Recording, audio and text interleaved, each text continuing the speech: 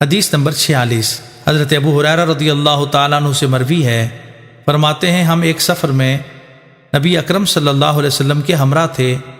فرماتے ہیں لوگوں کا زاد راہ ختم ہو گیا، اور فرماتے ہیں حتیٰ کہ آپ نے ان کے کچھ اونٹوں کو ذبح کرنے کا ارادہ فرمایا تو حضرت فاروق اعظم رضی اللہ تعالیٰ عنہ نے عرض کیا، یا رسول اللہ صلی اللہ علیہ وسلم، اگر آپ وہ سامان جمع کر لیں جو لوگوں کے پاس بچا ہوا ہے اور اس پر اللہ تعالیٰ سے دعا مانگیں تو اچھا ہے۔ راوی فرماتے ہیں چنانچہ حضور علیہ السلام نے ایسا ہی کیا، تو جس کے پاس گندم تھی وہ گندم لایا اور کھجوروں والا کھجوریں لایا۔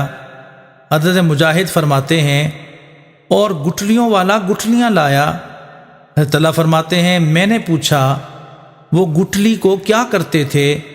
انہوں نے فرمایا وہ اس کو چوستے اور اس پر پانی پیتے تھے۔ فرماتے ہیں نبی اکرم صلی اللہ علیہ وسلم نے اس پر دعا مانگی حتیٰ کہ لوگوں نے اپنے برتن بھر لیے، اور اس وقت آپ نے فرمایا میں گواہی دیتا ہوں کہ اللہ تعالیٰ کے سوا کوئی معبود نہیں، اور بے شک میں اللہ تعالیٰ کا رسول ہوں۔ جو شخص بھی اس کلمہ کے ساتھ اللہ تعالیٰ سے ملاقات کرے گا وہ ان دونوں میں شک کرنے والا نہ ہو، وہ جنت میں داخل ہوگا۔